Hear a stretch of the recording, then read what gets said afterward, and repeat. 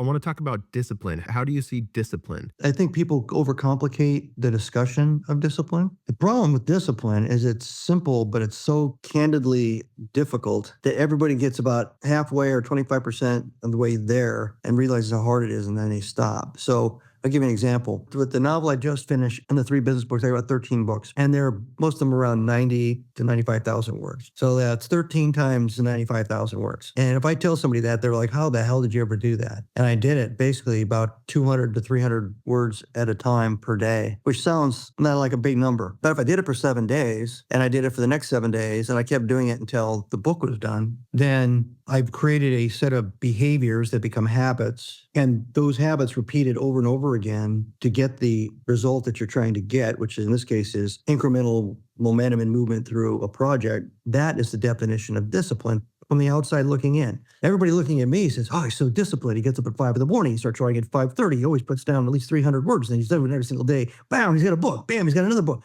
He's so disciplined.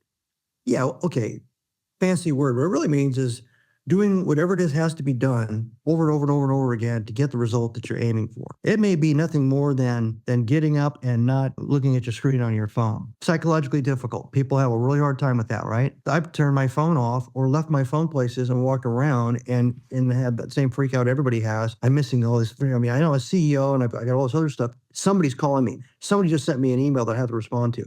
And you experience the freak out and you go, this is how bad I am right now. This is me not having this thing in my hand, right? But if I did that every day, if I gave myself 3 hours or 4 hours of the day that I'm awake, where I don't have this thing like in front of my face, in time, the discipline of doing it over and over and over again, repeated behavior to achieve a positive result, reduces my anxiety, eliminates my anxiety, and suddenly I realize I'm coping without having to look at the stupid phone, which was the end state I was aiming for. Mm-hmm. You want to lose weight, you want to gain weight, you want to get bigger biceps, you want to run faster. I mean, there's physical limits to physical goals. And there are maybe some limits, like I can't dunk a basketball. I'm just too short to dunk a basketball. So you have to look at what your objective is. And before you start watering down the objective, set the objective and give yourself a reasonable amount of time to reach it. And then break it up into these little mini steps. In SEALs, that training technique was called baby steps. Little tiny baby steps to achieve each element or increment of growth, whether it's knowledge growth or whether it's skill attainment growth. It's eat an elephant one bite at a time kind of thing. And if you do it that way, and I don't know how you were at math, I sucked at math, but whenever I had a math teacher that taught that way, I was never left behind. Whenever I went into a class the next year and the guy went, and the next day he'd jump to the next concept, if I hadn't picked up the day before's concepts and been able to practice them and figure them out, I was a day behind or the concept behind.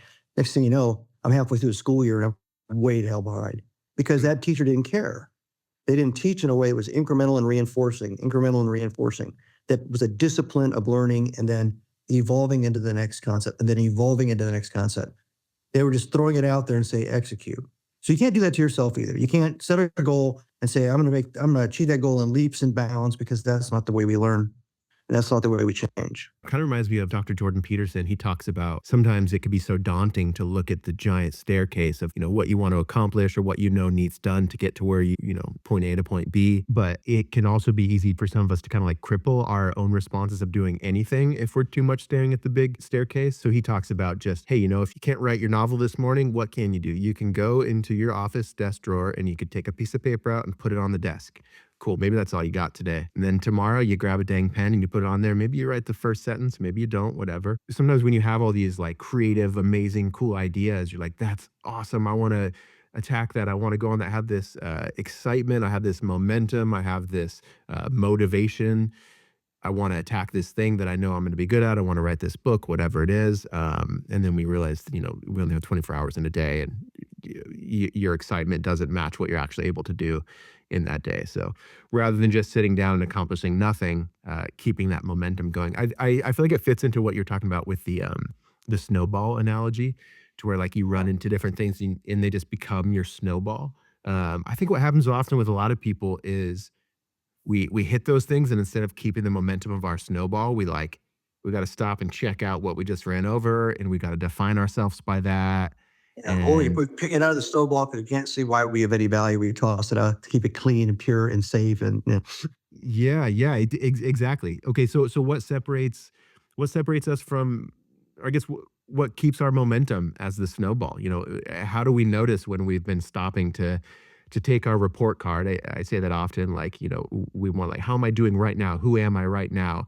Does this define me as a whole? And we give our letter number grade, and sometimes it's defeating. So how do we keep the momentum of the rolling snowball, I suppose? I'm an advocate of pull versus push motivation. And so push motivation is you're either threatening yourself or somebody else is threatening you with some downside consequence if you don't push forward and move forward and keep doing everything to some volume of completion. And then if you don't do that, then you feel like you're starting to fail. It's like the chemistry thing. You're falling behind. It's all on you. What are you doing this for? And you just stop, right? But the pull motivation approach is you think long and hard about the end state. You think long and hard about what you want to do, what you want to be, how you want to look.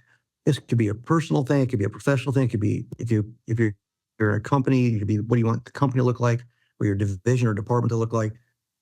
And then you have to solidify that out there on the horizon, kind of like a light, and you're in the desert or you're in the frozen tundra and you see that light. And what happens is you're compelled, you're motivated to move physically, psychologically, emotionally in that direction. And of course, it takes forever for that light to look like it's gotten any closer or any bigger.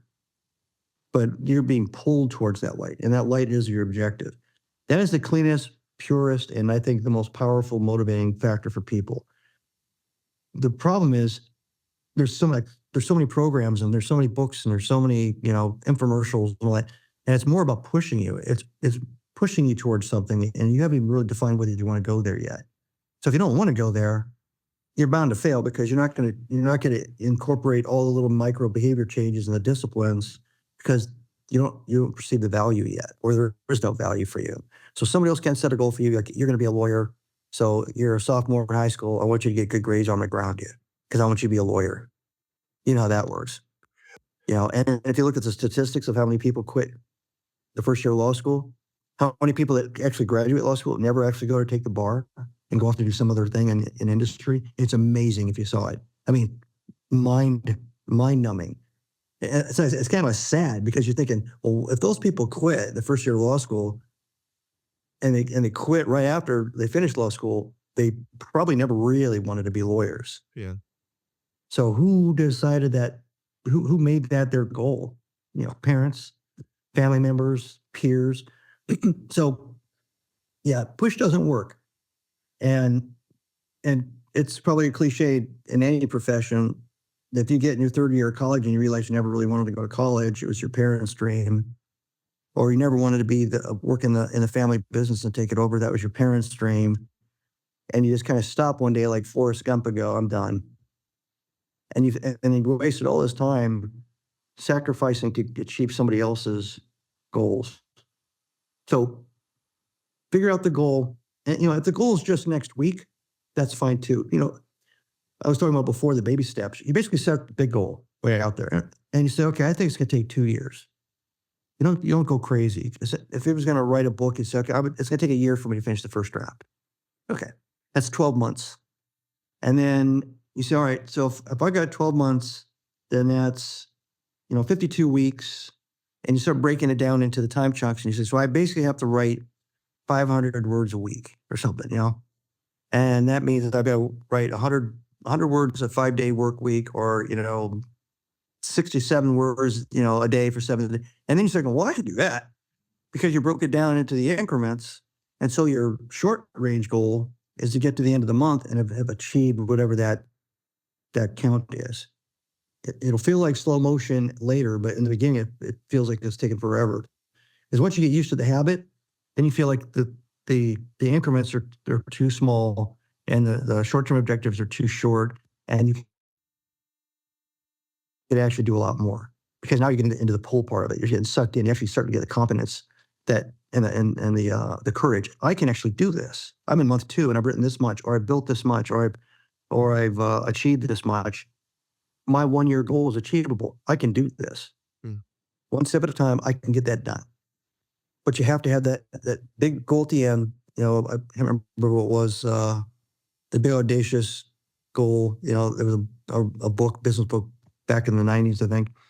You have to have a big audacious goal for the organization that is worthy of sacrifice and worthy of that disciplined behavior change and repeated activity.